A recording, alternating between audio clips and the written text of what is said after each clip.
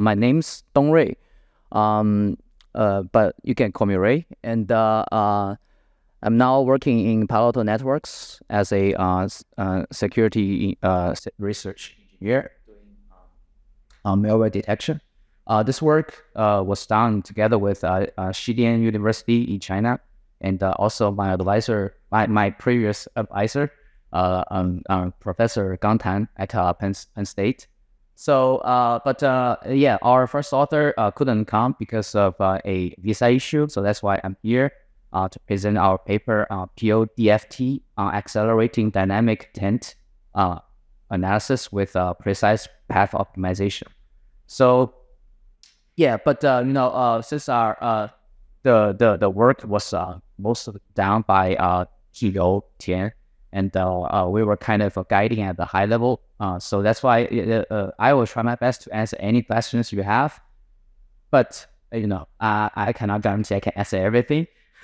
So okay, so let's go to the content of it. So first, let me introduce our motivation and background. So let's see Okay, so the dynamic taint analysis, also known as a dynamic data flow tracking, is a technique for precisely tracking the flow of selected data throughout the execution of software, which is widely used in vulnerability detection and program protection, those security applications. And they are binary. Most dynamic data flow tracking is at binary level, uses some runtime techniques. For example, the dynamic binary instrumentation, virtual machine manager, or emulators to propagate the taints across the program context. So, however, and our approach is based on dynamic binary instrumentation, which has the benefit of making the taint tracking more precise. However, it has a downside, which is the high cost. So in general, such approaches hold the tainting status of suspicious data within some tagging memory and the virtual registers, and also check at some particular program execution points to enforce some policy or to check some violations. However, as I mentioned, those DBI-based data tracking has a significant performance penalty because its taint tracking computation can be very complicated, which can take much longer than the original program. So our goal here, our work is to try to reduce the overhead, and also there were a lot of related work doing similar things. Their goal was to reduce the performance penalties. For example, the lift enforces a so-called static fast path based on their static analysis to infer whether a code chunk touches like safe data or unsafe data. If they can determine one code chunk only touches safe data, they will skip the taint tracking for them to reduce the runtime overhead. And the taint rabbit the lead DFT is developed with Intel's ping, using some well-constructed routines to exploit the DBI inline optimization, so they could reduce some overhead. And the taint rabbit is developed on Dynamo Real, compared with the static fast paths. The taint rabbit generates the fast paths just in time, even when the taints are presented at the in and out states of basic blocks. Yeah, so that's why they could also improve the efficiency. And the most recent work, selective taint, uses value set analysis to ensure a must-not taint instruction set, and taints only the instructions outside this set with static binary rewriting. Here, they use static binary rewriting, which is very different from the dynamic binary instrumentation. Although selective taint is very effective in eliding uninvolved instructions, their static binary rewriting technique may bloat the attack surface, or say the tracking surface of the binaries, and confront also some scalability issues. And also their VSA-based analysis was not designed to work on library code. In contrast, our work, podft, defines and enforces different kinds of fast paths, and thus it can be more efficient than other DTA tools. So you can consider podft as a hybrid one, taking benefits from both sides, dynamic analysis and static analysis. So that's why it has the chance to to bloat the tracking service, less bloat the tracking surface, and also we summarize library functions as some to accelerate the taint tracking over library code. And as I mentioned, we have also different tracking policies for different cases. So that's why in total we have the chance to be even more scalable than static rewriting approach. And our experimental results also have shown that podft can be very scalable to real-world programs compared to prior works.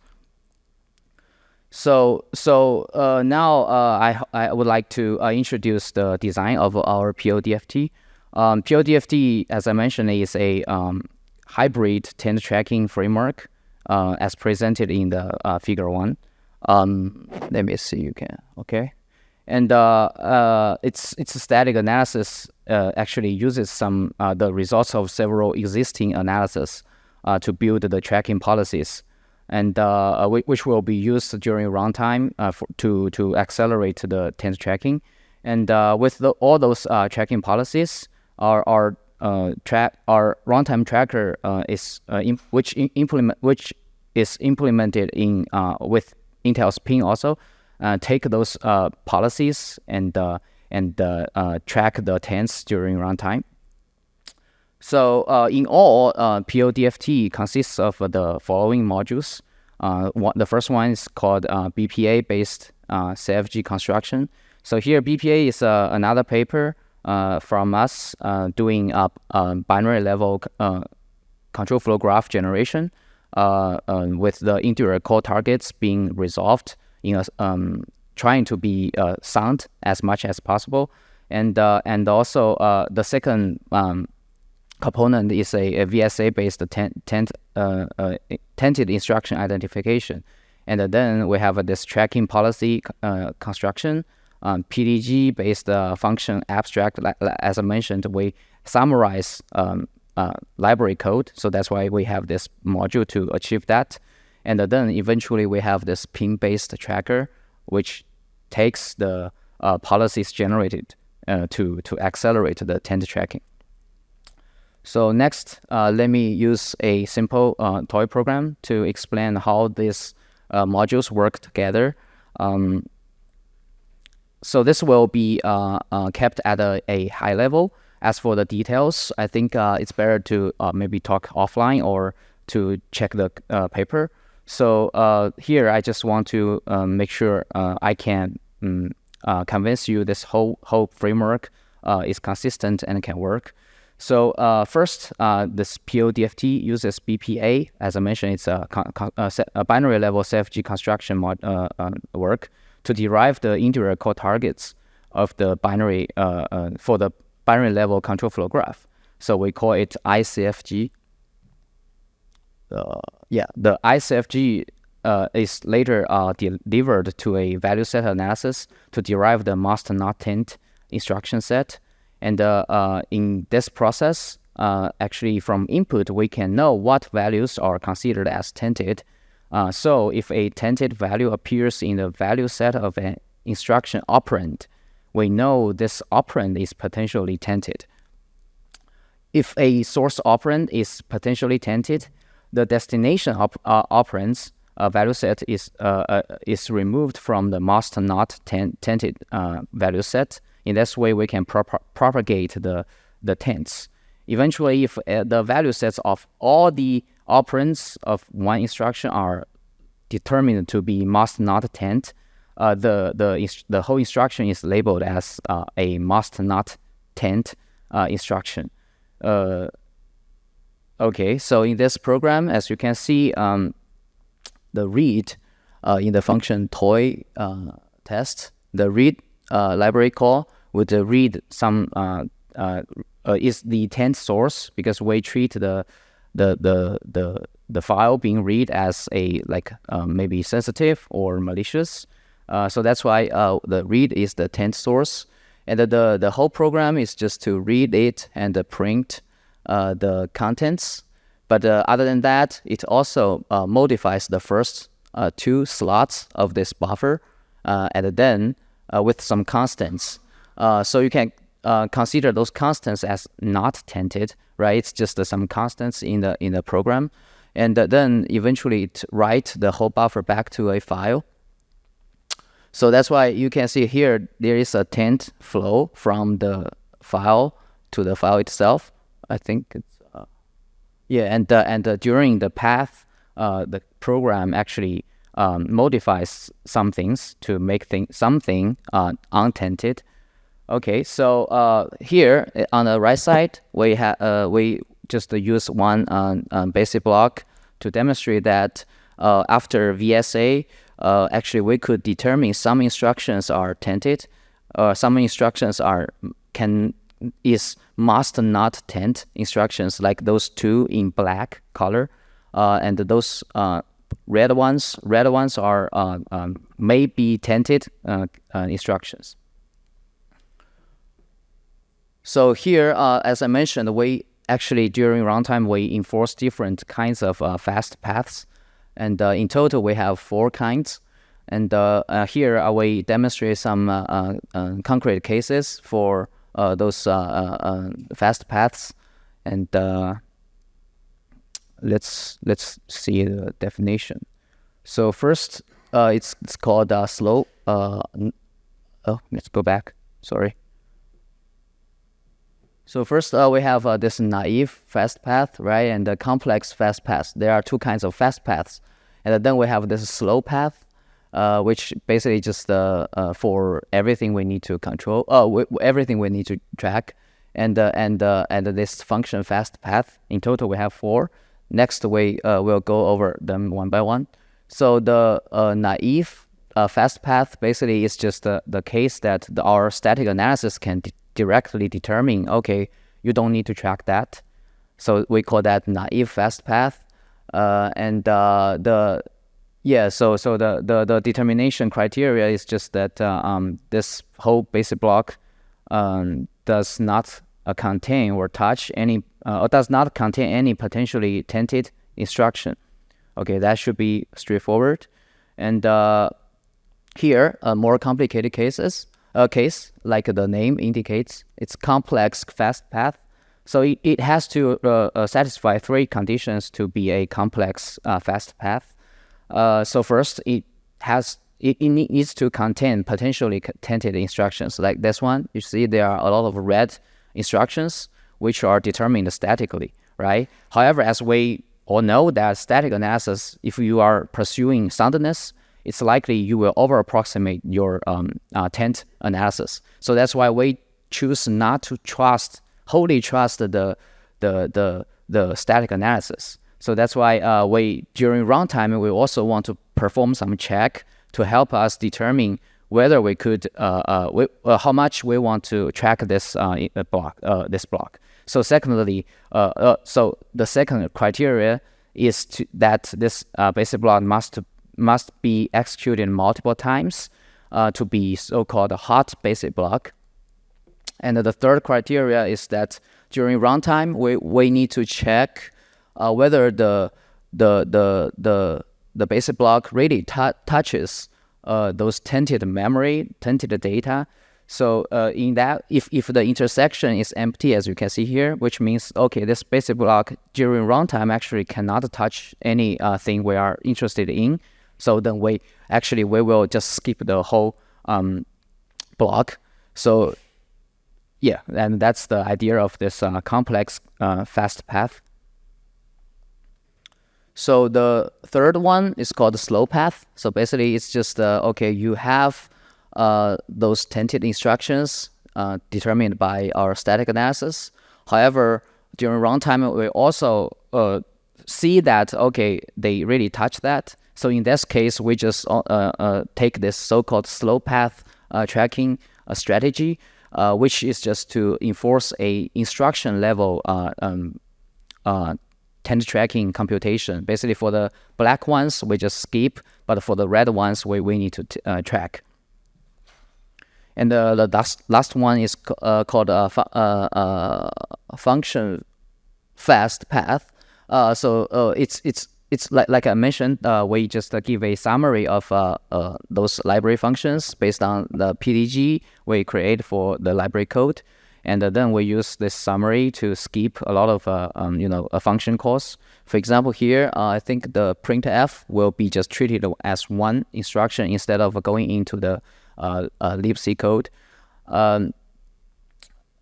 Then so far we have introduced all the four kinds of tracking strategies, and now let me introduce our pin-based tracker. So the input is just the policies we created, and then we output the DTA tracking, the data flow tracking output. So that's the simple interface. But internally, we do a lot of things as I just explained. Let me see, anything to cover here? Yeah, I think that's pretty much the design. Okay, now let's just go to our experimental results, which demonstrate our efficiency in efficiency and effectiveness in podft. Okay, so first we use real-world benchmarks to evaluate podft.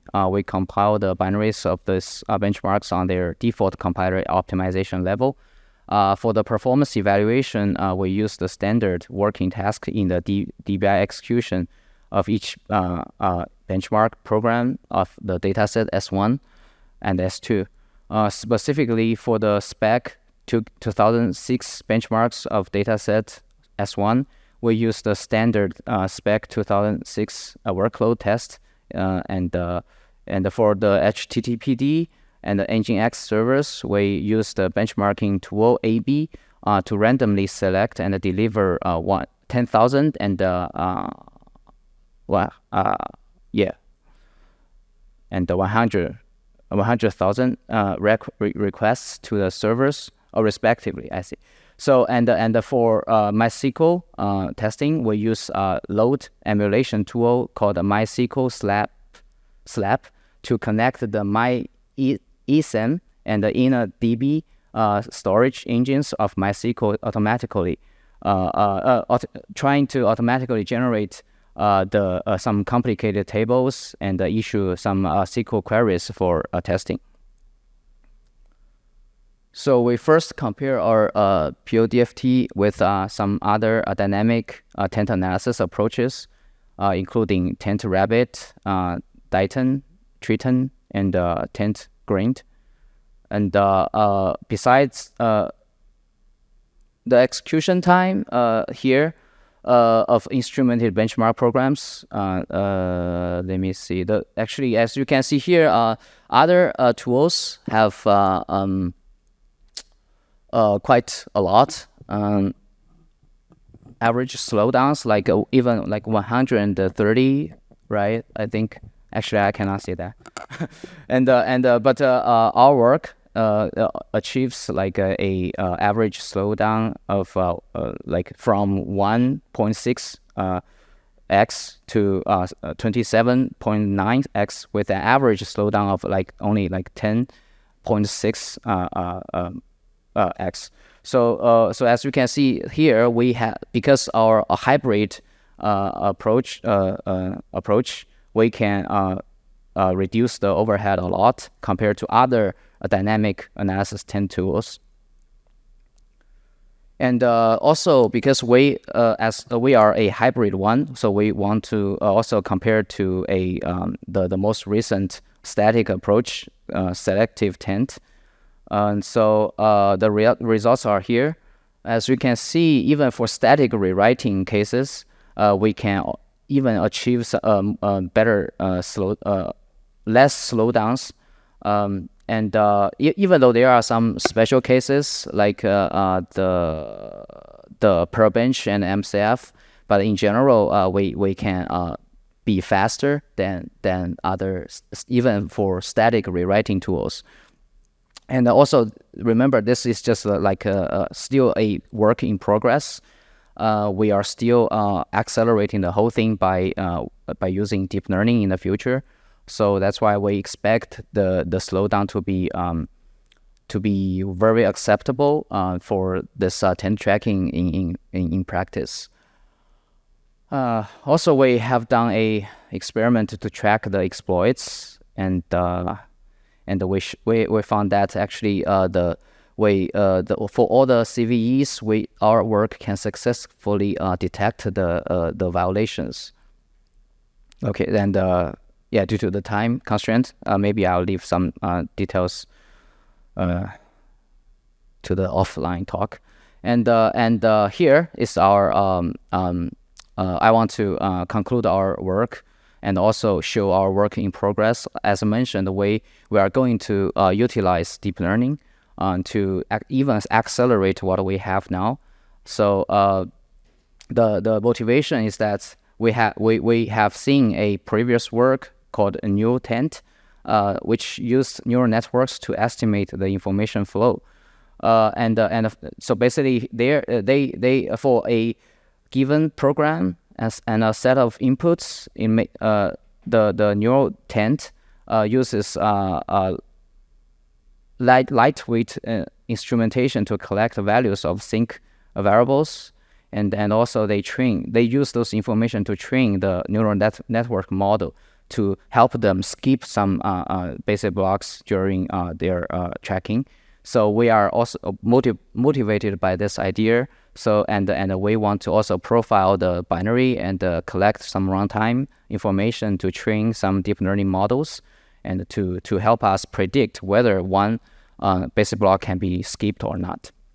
So that's our future work, and hopefully that can really fly. And yes, I think that's it for most of my contents. And here, any questions? Thanks. Did you do any evaluation on potential taint misses, or are you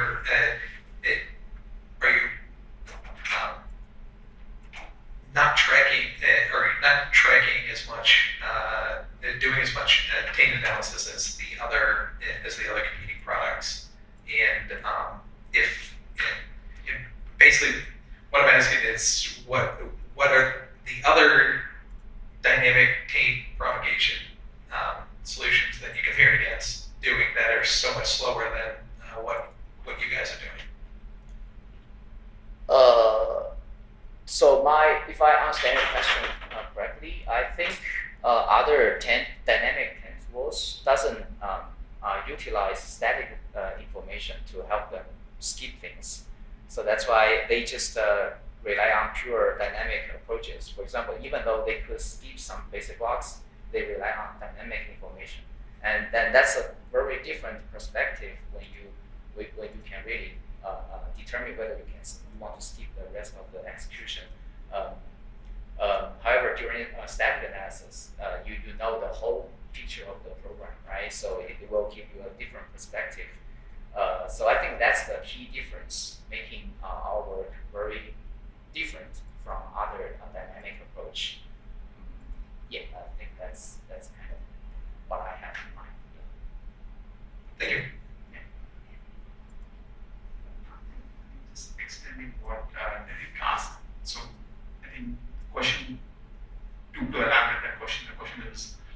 are there any false negatives? Oh, that's good.